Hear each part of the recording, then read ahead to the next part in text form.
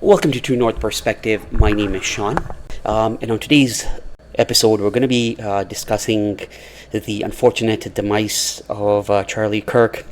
To be honest, I wasn't going to make any videos this week. I was going to wait until next week, but I had to. I had a lot on my chest, and I wanted to kind of get it off. And I've after what I've seen on Twitter or X or whatever you want to call it, and all the controversy surrounding Charlie Kirk's death and the hate, I had to make a video. But I've broken it down into series. In today's video, specifically, we're going to be discussing the circumstances surrounding his death.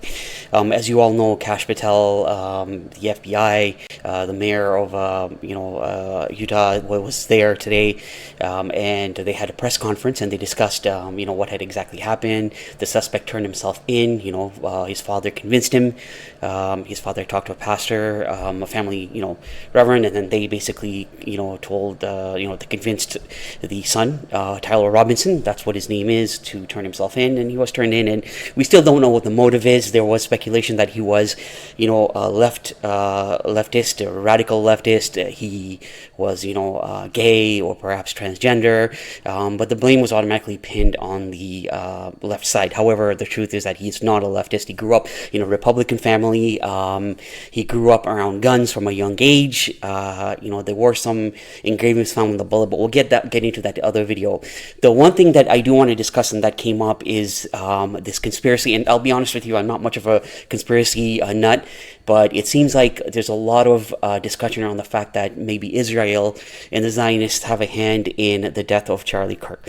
But before I go any further, I do want to say that I condemn any sort of political violence or violence altogether. Okay, we all are entitled to have our right to feel the way we do, our right to speak our minds, freedom of speech. And one thing I should say is that freedom of speech, the only way that's going to work is if we learn to coexist with each other and we learn to accept each other's ideas. You don't necessarily have to follow or act on what the other person's ideologies or political view might be, right? But we need to learn to coexist. That's when freedom of speech is going to work. But I'm also not going to sit here and lie and make it look like Charlie Kirk was a saint when he wasn't. I've seen a lot of videos and a lot of posts that compare him to Martin Luther King or JFK, and I'll tell you right now, that is not it. I did not agree with any of his ideologies. I did not agree with any of his political views. There were a lot of things he said that I detested, but again, did he have, did he deserve such a horrendous death? No, absolutely not, right? And so if you're a fan of Charlie Kirk, that's your thing. But, my truth is that he wasn't a very good person. His ideologies weren't very great. He believed that the Civil Rights Act was a mistake. He did not believe in DEI. From what I got and from all the posts that I've read, that he found his thought process was that jobs were taken away from white people, specifically due to DEI, due to the color of your skin and not to your merit. And so that's generally what he thought. And so again, like I said, look, I do not condone any sort of violence. It has to be stopped. We have to learn to communicate. We have to learn to debate with each other. But like I said, the key here is, in order for freedom of speech to work, we have to learn to coexist, right? But having said that, let's take a quick look at a few posts and videos. So the story here right now is that Israel possibly may have a hand in in the death of Charlie Kirk. So let's start off with a video, and then we'll go from there. So this is Jackson Hinkle. I do follow him. A lot of people think that he's also conspiracy theorist.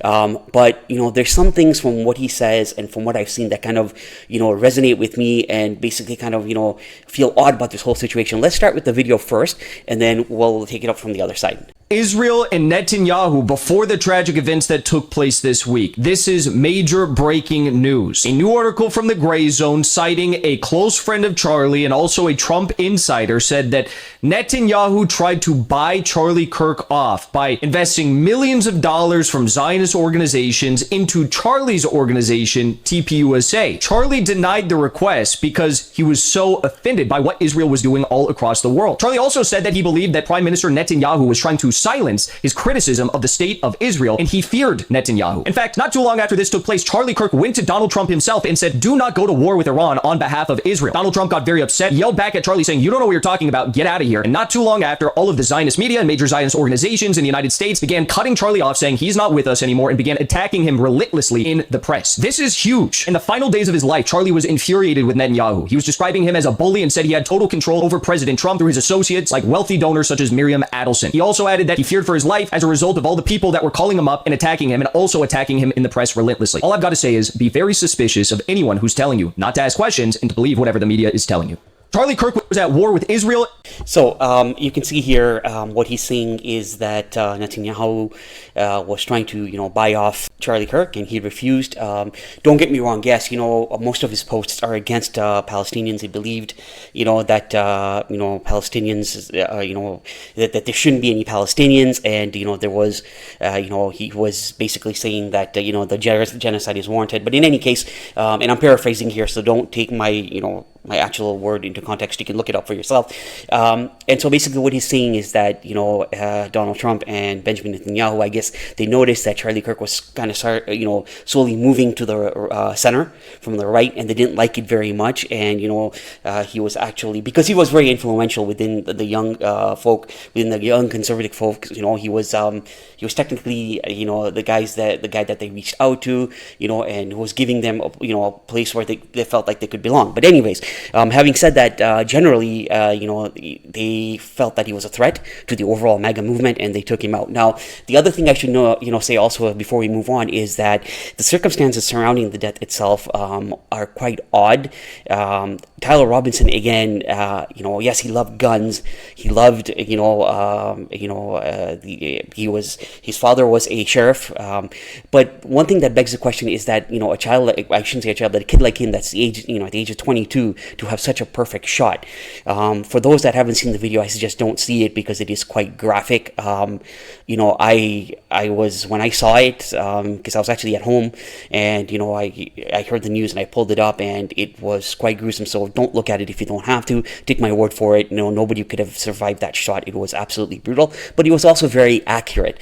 Now, the other thing as well is, again, I don't know about guns, but he was carrying a backpack. The other thing that really kind of caught my eye is, how do you fit a sniper rifle in that backpack? Could he have, disassembled it and then run with it? Or did he come, when he initially came into, complete whatever he was doing, or, to complete the assassination, did he assemble it? Was he that professional? So that's one thing that really kind of sat, they didn't sit well with me. The other thing also, I would say, is that the airport nearby wasn't closed down. So, in my opinion, again, I think that the entire investigation wasn't handled very well, because 2 suspects were brought in, there was chaos, they were let go. By that time, Tyler had a chance to leave and escape, but the airports nearby, they were not closed down, and there was a private jet that took off and was off radar until it came back. Now, there's questions surrounding that. Again, look, I'm presenting this to you. I want you to be the judge. I want your opinion, but that's one thing that also kind of led me to believe that maybe there is something more to this assassination, right? The other thing is this article here that I'm going to show you, courtesy of Jack Journet, and it is posted here, and let me show you here. And this is from the Gray Zone itself, so feel free to go and look at it. In here it says, the problem with a big tent is that you may end up with many clowns inside, Shapiro told Fox host and fellow Zionist gatekeeper Mark Levin in an apparent critique of TP USA. Just because you're saying somebody votes Republican, that doesn't mean that they ought to be the preacher at the front of the church. They're not the person that ought to be leading the movement. If you are spending all day criticizing the President of the United States as covering up a Mossad rape ring or being a tool of the Israelis for hitting an Iranian nuclear facility, when Kirk took his usual place at the front of the church, 4 days later he was cut down by a sniper's bullet. Within 24 hours of Kirk's death, Shapiro announced that he would be launching his own campus speaking tour, vowing, we're going to pick up the blood-stained microphone where Charlie left it. So I think what people are saying here, or what people are believing, is that that's fairly quick, that he was criticizing without taking his name, without naming him. He was criticizing Charlie Kirk, and then a few days later he decides that he's going to now take his mantle, right? So that's another thing that's quite odd. And then this here is from Harrison, and Harrison H. Smith. Charlie knew they were going to go after him for platforming Dave Smith and Tucker Carlson and bringing up Epstein's Mossad ties. So initially Charlie Kirk, when this whole Epstein issue happened, he was completely for the files to be released. So again, that could have been a potential motive as well too. And Harrison A. Smith goes on to say, I'm not going to name names, but I was told by someone close to Charlie Kirk that Charlie thinks Israel will kill him if he turns against them. Okay, and you also heard what Jackson Hinkle had to say about him visiting the White House and getting told off about trying to stop, Trump from actually attacking Iran. And if you go further down here, let me also show you one more thing here that might be quite important. There was an article, and that article itself actually, and it is again from these guys here, but let me see if I can just locate it for you, the gray zone. And so generally, it points out, so what I'll do is I'll post a link to the article so you guys can take a look at it. But generally, it goes into more detail about what exactly happened. Here it is. Thank God. Okay, here we go. So there it is. Charlie Kirk refused Netanyahu funding offer. Was frightened by pro-Israel forces before death, friends revealed. So Trump insider and longtime friend of Charlie Kirk tells the Gray Zone how the assassinated conservative leader's turning point on Israel influence provoked a private backlash from Netanyahu's allies and left him angry and afraid. The source said anxiety spread within the Trump administration after an apparent Israeli spy operation was uncovered. Charlie Kirk rejected an offer earlier this year from Israeli Prime Minister Benjamin Netanyahu to arrange a massive new infusion of Zionist money into his Turning Point USA organization, America's largest conservative youth association, according to a longtime friend of the slaying commentator speaking on the condition of anonymity. The source told the Gray Zone that the late pro-Trump influencer believed Netanyahu was trying to cow him into silence as he began to publicly question Israel's overwhelming influence in Washington and demanded more space to criticize it. So technically, and I think a lot of us believe that, that Israeli, the AIPAC, they have a lot of influence on the decisions that Trump makes. It's kind of obvious and very easy to see. Netanyahu right now has, all the leverage he needs and the freedom he needs to take, to continue his genocide in Gaza. And I think that's what, Charlie Kirk was realizing. In the weeks leading up to his September 10th assassination, Kirk had come to loathe the Israeli leader, regarding him as a bully. The source said Kirk was disgusted by what he witnessed inside the Trump's administration, where Netanyahu sought to personally dictate the president's personal decisions and weaponized Israeli assets like billion-dollar donor Miriam Adelson to keep the White House firmly under its thumb. According to Kirk's friend, who also enjoyed access to President Donald Trump and his inner circle, Kirk strongly warned Trump last June against bombing on Israel's behalf. Charlie was the only person who did that, they said, recalling how Trump barked at him in response and angrily shut down the conversation. The source believes this incident confirmed in Kirk's mind that the President of the United States had fallen under the control of a malign force of foreign power and was leading his country into a series of disastrous conflicts. By the following month, Kirk had become a target of sustained private campaign of intimidation and free-floating fury by wealth and powerful allies of Netanyahu, figures described in an interview as Jewish leaders and stakeholders. He was afraid of them, the source emphasized. And so you can continue to read this and see what type of rift had happened. But generally, I just wanted to, present this to you and get your thoughts on this. Again, in summary, basically what it looks like is that, Israel had something to do with, the circumstances surrounding Charlie Kirk's death. It seems like, there were some oddities about the investigation. There were some oddities about the way the actual announcement went. Because, one thing I'll say before we do end is when Trump was asked by a reporter, the following day, how do you feel now that you've lost your good friend? He was Charlie Kirk. He was very nonchalant. He said, "Yeah, everything's good." And then he went right into how great America was doing, which is kind of what, again, the man has no empathy.